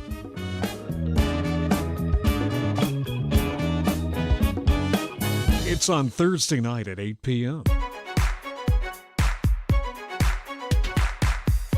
And now back to Hello Houston. To comment on any of today's topics, call 713-440-8870 or email us at talk@hellohouston.org. And now here's Ernie Manous, Celestia Sherman, and Frank Billingsley. AAA projects that almost 82 million people will be traveling at least 50 miles over the Thanksgiving holiday period, with at least 73 million traveling by car, an increase of more than 1 million people compared to last year. To give us tips on how to stay safe and sane on the road this week, we are joined by Danny Perez, a public information officer for the Texas Department of Transportation.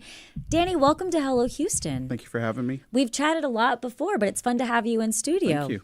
So if you have any questions for Danny, you can join the conversation. You can give us a call or text 713-440-8870. So I guess to start it all, how does TxDOT prepare for a travel weekend like this? Well, one of the biggest things we do is we keep our contractors from closing any lanes. We still continue work. Thank you. So we continue work, but we start to wind down some of the large lane closures. So that's going to be anything that if it's something that's already closed, we're not going to open that back up. It's like a long-term closure, but we keep every lane open. That's throughout the state. So that's the Houston area, everywhere, any of our large freeways. There are some exceptions if we have a major project we're trying to complete, but for the most part, we keep everything open. We call those lane closure restrictions. So we get all our contractors on board, make sure they're not closing any lanes, no surprises, that's even overnight closures, late night closures. We keep everything open. So folks are traveling late at night. We don't want any surprises. So that's going to be the biggest thing. So that usually starts Wednesday night or Wednesday during the day. That goes into Wednesday night, and then that continues all the way through Sunday. Oh, so the whole 5 days. Yeah, that's good. Are there any extra patrols put on all of this? Do you know? I know you're not in charge of the police, but do you know? No, we definitely work with our law enforcement partners. And in terms of patrol, what do you mean for construction or actually for inebriated driving? Well, if there are breakdowns and any kind of mishaps on the freeway. Without a doubt, we have our MAP program, we have our tow and go program, so that definitely works with. That's all handled out of TransStar, and TxDOT is a partner with those programs, and so we definitely will have. The Harris County Sheriff's Department has deputies with the MAP program. That's really important, and they also have the tow and go program. So those programs are work in conjunction with what we do, and then of course, if you're in the Austin area and other areas, we have the HERO program. TxDOT has the HERO program. Those are really good programs so folks that don't have that don't have a service they can go to, they can call those numbers. There's services out there for them to call. But the biggest thing for us is to plan ahead and know before you go and make sure your vehicle is well maintained. People that get on the roadway, sometimes they just put the keys in the car and they get on the road. And I like that. Ahead. Know before you go. Yes. Know before you go. Yes. Knowing one thing about the state of Texas is, I think initially we think of these massive highways we have, but there's also 2-lane highways and stuff moving people across the state. And I guess the best term here is adjust your expectations. What do you want people to keep in mind when they get out there about what they're going to encounter, especially if you're traversing the state? The best thing to do is back to know before you go. Check your. There's all kinds of map apps they can check, but we also have drivetexas.org. So just pack your patience, but don't pack your patience. Where's Jennifer Reno when we need her? Pack your patience. Don't leave when everyone else is leaving. It's like going to to the store when everyone else is going to the store, or going to the mall when everyone else is going to the mall. Try to leave early. We just tweeted out, or we just sent out we posted a few things on social media today about when best to travel on I-10, and we have graphics for all of our highways throughout the state of Texas, but we posted specifically in the Houston district for I-10 and 45, for example, and tomorrow it's going to be... Don't bury the lead. When's the best time on I-10 in our area? Probably not tomorrow. So today would be a good time to travel. So if you're going to anywhere on I-10, you're going to San Antonio, you're going to El Paso, anywhere along I-10, if you're going to the Dallas area, don't leave tomorrow. That's when everyone's between 11 and 7 tomorrow. That's when everyone else, that's when we have the red. Yep. That's when you're going to see the most traffic. So we ask people to maybe leave tonight or overnight. I know when I travel personally, even just a trip to Austin, we leave early in the morning, 5 in the morning, and it's just free, clear and free. And I'm looking at the graphic right now. Heavy traffic, expect congestion, 11 a.m. to 7 p.m., El Paso, San Antonio, Seguin, Columbus, Sealy, Katy, Houston, Channelview, Beaumont, and Orange, and that's Wednesday. Yes, and that's what those are based on data from last year.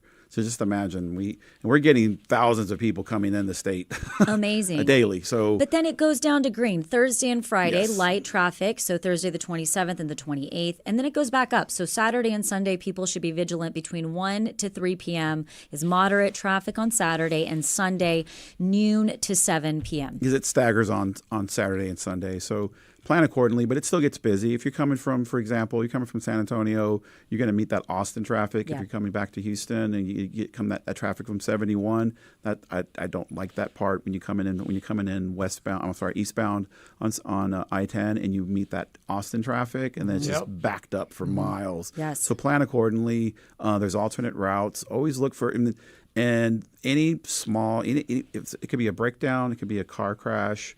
That's going to back up traffic, and that's going to make your life just it's more miserable than it needs to be. So that's why we always tell people, make sure that you're looking at apps and paying attention. And drivetexas.org is our statewide map app. you can also go to Houston when you're local in Houston and go to HoustonTransStar.org. So let me ask you this hypothetical. Let's say I have a flight out of Bush or Hobby tomorrow at 4 p.m. Between 11 and 7, clearly.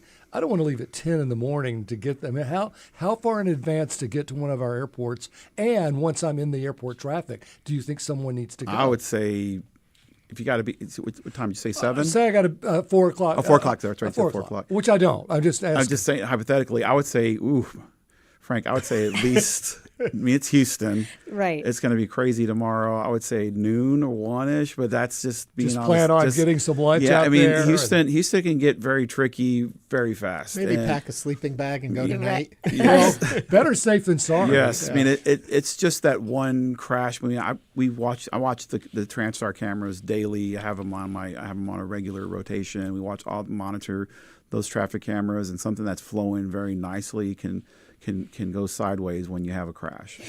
And that's just the reality of Houston. You know, Danny, asking for a friend, what if you're heading down to South Texas, like to McAllen? What if? What if? Like on a Wednesday evening, what does that kind of traffic look like heading South Texas? It's very same. personal. I don't know what you're talking It's about. the same. Well, I mean, I was just having a conversation with someone about the valley, and Yep. you going down the Rio Grande Valley, going to Corpus. Those areas are growing as well. Yep, It's the McAllen. same. Exactly going down to the Rio Grande Valley. It's the same like it used to be. I mean, like when going to San Antonio, like it used to be going to San Antonio or Dallas.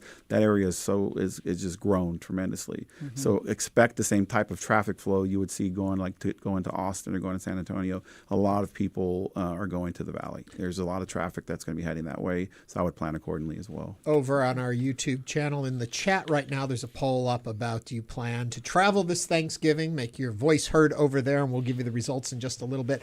As you were mentioning, you do monitor what's going on all the time, but is there a way, like Celeste was reading that information, that's forward thinking? Do you have real-time messaging that's coming out to folks that are on the roads or want to be the smart traveler? We put up messaging on our DMS boards. Those are the message boards on the highways. But we do ask folks to follow us on social media. Follow the Houston TransStar social media feeds. There's also the Sheriff's Department puts out real-time information when there's any kind of incident. The Houston Police Department puts out great information.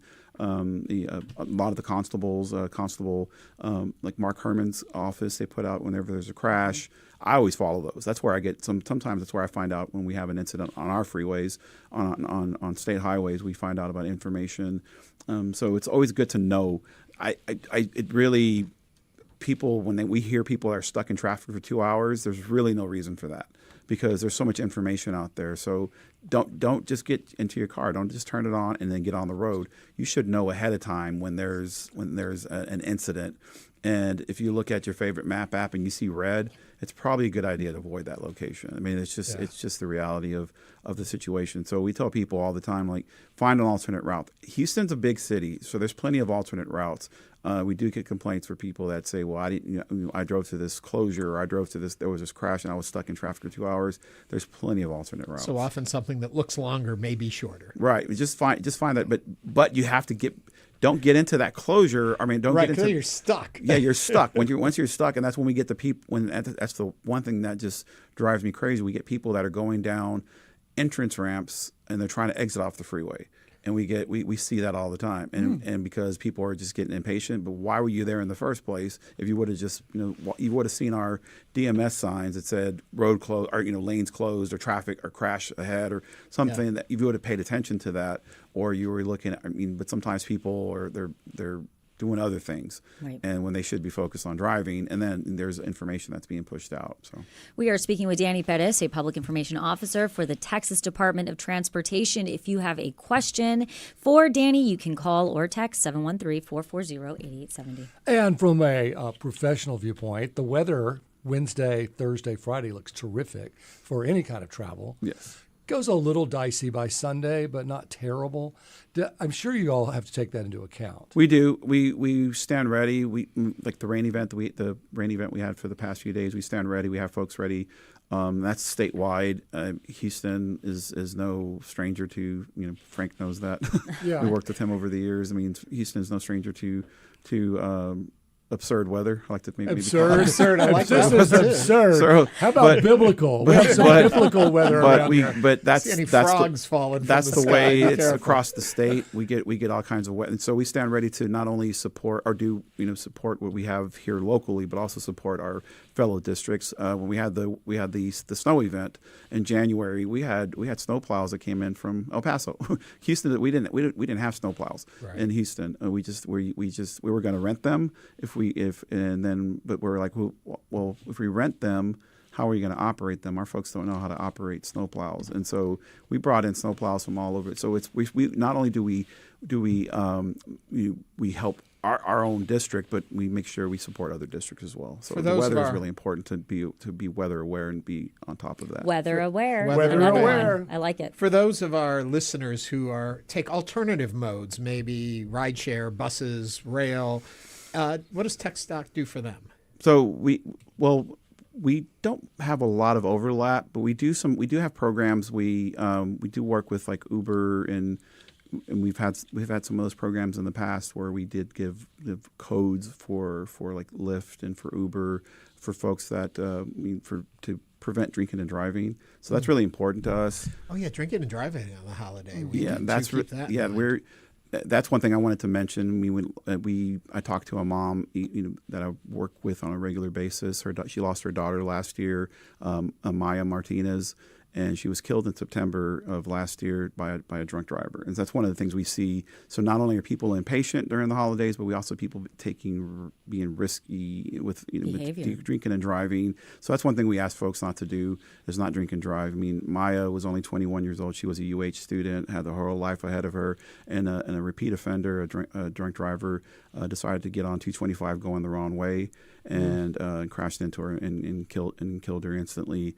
And so we just ask folks to be mindful when they're not. We don't want them not to have a good time, have fun, do it, be with family, enjoy the holidays, but also to be mindful not to drink and drive. And we're seeing those numbers come down. So that's one thing that's really important to us. So as they travel throughout during Thanksgiving and throughout the holidays, as they travel, to be mindful of other things. And it's not just drinking and driving that we're seeing. Of course, the texting and driving is really, really a problem, a really bad problem. Also, people's speeding, aggressive driving. Just those things are, we ask people as they travel, to, of course, look out for your family, make sure you're traveling safely, but also those other things to be mindful of those things. Because we're seeing the numbers come down, but we want to see them come down even. We're hoping to end this year on a good note for the Houston area and for the state as a whole, but we're still seeing those people taking those chances, drinking and driving, and we especially see that during the Thanksgiving holiday and during the Christmas holiday. Thanks for that, Danny. As we look into the holiday season, something else we're seeing is that traffic is starting a little bit earlier, 2:00 to our rush hours. What is that cause? Like why? Well, why, Danny? What we're seeing, more people are moving to Houston. Our executive director was in town not too long ago, and he talked about how people are. One of the things they brought to us when he was speaking, it was kind of funny. He said they're bringing their vehicles, but they're not bringing their roads. So people are coming from other states, and they're bringing their vehicles, but they're not bringing their roads with them. So we're not losing population, we're gaining population. So we're seeing a lot more people moving into the area, and then you're seeing a lot more staggering schedules. You don't see the people. Long ago we've lost that people traveling to downtown and then going back to the suburbs or going back outbound traffic. It's people traveling in all different directions. We're trying to address that with many projects we have ongoing currently. We're doing we have multiple projects on I-10, multiple projects on I-45. We have our Grand Parkway project that we're bringing online in next year. So we have multiple projects that we're working on to get people moving. I know people do bring up things like transit and alternate modes of transportation, and that's where Metro comes in and other agencies. And we're working with those agencies, but we're trying to approach it with multiple agencies working together. The city of Houston's doing their part, Harris County, we're all doing our part to make sure we're getting people where they need to go, because that's the issue you're seeing is that it's starting earlier. I remember you didn't see a rush hour till 3, 4. Right. Now you're seeing rush hour, and then you're seeing it further back. sometimes one of my responsibilities is the Galveston Ferry. And when I go to the Galveston Ferry and I'm coming back at 3 o'clock in the afternoon, you're seeing traffic backed up way back there down near the causeway. Well, along the lines of this discussion, the HOV toll roads, like the one that goes from here to Galveston and then back, but it's only one, so it has to go from one way until 11, and then from 11 to 1 it closes, and then it goes the other way. Does it really take 2 hours to make the adjustment? That's not us. That's going to be Metro. Well, talk to them for me. You've got to know somebody, Danny. They do it. No, they do a really good job. A lot of our projects we're trying to do, like our I-45 project, the North Houston Highway Improvement Project. We are putting what we call it more of the managed lanes, where that will have, you won't have an HOV. It'll be managed lanes, so you'll have more of the toll lanes. We're doing on 288. We have the 288 toll lanes. And we did reduce the price. We did have a lot of complaints from folks that were complaining about the expense on the 288 toll lanes. We did reduce the price on the 288 toll lanes. So we're looking at different options and getting people moving. But yeah, I mean, it's really important for folks to not wait till the last minute to get around, because rush hour is starting to creep a little. It's not traditionally the 3 o'clock, 4 o'clock hour anymore. And it's always. It's like Atlanta. Yeah, it's getting to be more early. It's getting to be early and later. I'm starting to see. I mean, you would see traffic in Houston level off about 7 o'clock. Now I'm starting to see it about 8 o'clock now. Even like later sometimes. Danny Perez is a public information officer for the Texas Department of Transportation. Danny, thank you for joining us today on Hello Houston. And happy Thanksgiving. And happy Thanksgiving, Danny. Stay safe out there, people. Stay safe. Coming up, there's a lot going on this Thanksgiving, from parades to movies to Stranger Things, and we're going to break it down for you. This is Hello Houston on News 88.7. Stay with us.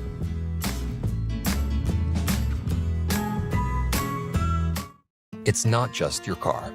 It's the one that brought your kids home from school, took you cross-country, held memories, laughter, even a few breakdowns. When it's time to let go, give your car a new purpose. Donate it and turn memories into meaningful support for this station. Plus, you'll enjoy free and easy pickup, potential tax benefits, and a simple donation process. Your gift supports the programs you and your family love. Donate today and help keep public media strong. Call or donate online. It's coming up today at 3 o'clock. On Fresh Air, you'll hear revelations from well-known actors, like Zach Galifianakis on the story behind his last name. It's actually shortened, Terry. My real last name is Galifianakisberg. That's an exclusive for your show. Fresh Air, bringing you some of the biggest names in American culture and some of the most difficult to pronounce. Join us.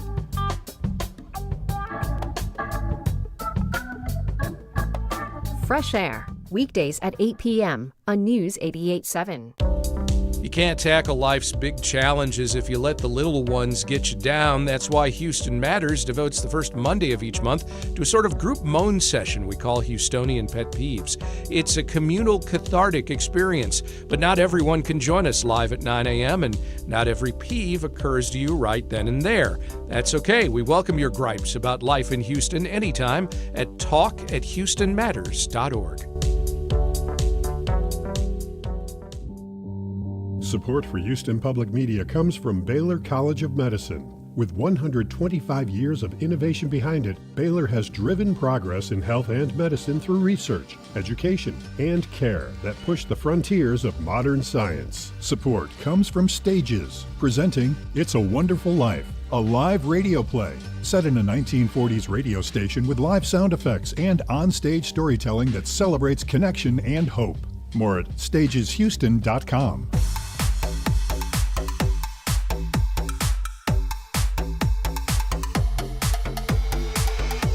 And now back to Hello Houston. To comment on any of today's topics, call 713-440-8870 or email us at talk@hellohouston.org. Now back to Ernie Manous, Celeste Diaz-Sherman, and Frank Billingsley. All right, Thursday's the big day. What is it? Thanksgiving. Thanksgiving. I thought it was Celeste-giving. It's Celeste-giving. No, Friday, Black Friday, my birthday, guys. Do you shop on Black Friday or watch TV, football? Well, it's interesting because I really feel that the way consumerism during Thanksgiving and Black Friday's changed so much. All the sales hit this week. But it's still the biggest shopping day of the year. That's right. Crazy? Isn't that crazy? Yeah. You don't watch a lot of football over Thanksgiving? Do you at least turn it on? What do you think? Yes, Texas. The University of Texas is going to be playing Texas A&M on Thanksgiving Day, so of course we're going to be watching it. Hook 'em. You know, when I was growing up, it was the Alabama-Auburn game that was on Friday, and so we'd all get together and go to the Alabama-Auburn game. Yeah. And I don't really have a Thanksgiving night tradition. Like a lot of things I have. Christmas Eve, it's at your house, Frank. The day before you Easter. keep getting invited. I know. I keep showing How up. does he get invited and I haven't? I didn't hardly know you. Celeste, who? The night before Easter, it's 10 Commandments I watch. The day after Thanksgiving, it's the Ref I watch. I don't have any tradition for Thanksgiving night except sitting around in a food coma. Well, That's Thanksgiving pretty much Day everybody's. Parade, Macy's Day Parade. Right, but that's during the day. It's kind of during the day. Yeah. And then how about the National Dog Show? I love that. I love that. Isn't that fun? Macy's Day Parade. Then the National Then the Dog dog Show. show. There are Yeah. 3 big games: Detroit versus Green Bay, Dallas versus Kansas City, and Baltimore versus Cincinnati. Yeah. What I think is funny, this is a point on your script, actually. The Lions and the Cowboys are playing on Thanksgiving Day for the 48th year in a row. I mean, that's almost as old as Celeste, but older. I can Yeah, tell it's a you. little older. Her entire Hey, life they've been playing. No on old jokes Thanksgiving. quite yet. Still too And then we're fresh. gonna. Are you gonna celebrate your birthday on Friday? I will probably have a little cake. Yeah. Yeah. I mean, I think if anything, I'll be watching the Zootopia. Taking the kids to Zootopia? I'll be at the movies, or if the weather's nice, we'll go to the zoo. And have your own Zootopia. We were talking about being in a food coma, and we had a poll up earlier about what's your favorite side dish. Then we talked about traffic, and we had a poll up about that. So our most recent poll was, do you plan on traveling this Thanksgiving? And the majority of people are right there with me. Nope, staying at home. 75% of our pollees said that. Yes by car, 19%. Yes by plane, only 6%. And then some other mode of transportation, nobody. The yes by plane, I'm curious, how many of you out there would have traditionally gone and flown somewhere, but with all of the stuff that's been going on this fall, you said, nope, we didn't even drive or just not go anywhere? It's a good question. We didn't even have it on our radar to fly. Yeah. Same. But we have before. Right. We flew to Dallas last year. 713-440-8870. Let us know what you think. I think that for me, with young kids during the holidays, we really look to find traditions. So we have one thing. On the 25th, we stay home. And then usually we would go to Colorado to see my sister, and we do a little skiing. This year, we're not doing any kind of travel. And I think a part of it is because there were so many negative headlines from the shutdown and the airport systems and the nightmares that we saw. Yeah. I agree. You mentioned Zootopia. Yes. Stranger I did. Things. Are you a fan The of TV Stranger series, Things? I watched the first season and then into the second season, and then I kind of lost my way. Other things came up, and now the final season is coming out. Is it tomorrow? Yeah, already Tomorrow. Yeah. And so if you've been a stranger, They went I from was like watching 9-year-olds to like 25-year-olds. Yeah. So we surprised I binged. don't still watch. I want to tell you 2 shows you got to see. If you haven't seen the season 4 of The Morning Show with Jennifer Aniston, I haven't seen 3 yet. well, So I 3's gotta good, catch up on 4's, 3 and 4. 4's terrific. All right, 4's I'll watch terrific. those. And then Claire Danes is in this 8-episode limited The Beast in Me. Yes, I've seen trailers We for binged it. that. How was it? It's Worth a little it? gruesome. It's a little gruesome because it's a murder mystery. Oh. But, anything with Claire Danes is going to have bodies. I mean, it just Nothing is. better over the Thanksgiving weekend than a good murder. You know what? There's Knives Out. The new Knives Out. Now is coming that's out. fun. It is fun. Those are fun. It's Wake Up Dead Man. It's the 3rd in the Knives Out movie series. So you can go to see it in the theaters starting tomorrow, or hold off a little bit, and next month it's going to be on Netflix. Which next month is Monday. Next month is Monday. Can y'all believe we are going to be in December, y'all? Wow. Number 12. Wow. Wow. But I would usually on Thanksgiving night be decorating my tree, but I cheated. It's already out. That's You all already done. did it. Well, I think we're going to do Mr. some over this holiday. that is exactly what Yeah. we'll be doing as well, putting up our tree. But I hate to break it to y'all, we've run out of time. Well, we wish everyone a happy Thanksgiving. Yeah. That's right. And I'm going to be at the Post Oak Hotel Saturday with the tree lighting. I'm seeing that. So come see me. Come on down to see Frank. Come on down. And that brings us to the end of our show. We want to thank you for watching us on YouTube and listening to us on Hello Houston. And we will be back with more conversations. This is News 88.7.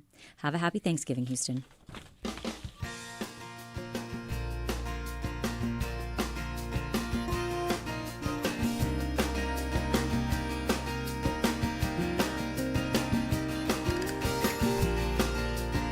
Thanks for listening to Hello Houston. Join us every Monday through Friday from 11 a.m. to 1 p.m. to talk all things Houston. The Hello Houston production team includes Garrett Bowman, William Menjivar, Jen Altide, Todd Holslander, and Jim Kovacic. For the latest in local news, subscribe to the Hello Houston daily newsletter at HoustonPublicMedia.org. Hello Houston is a production of Houston Public Media. The opinions expressed by the guests of this program are solely their own and do not represent the views of management, staff, or underwriters of Houston Public Media.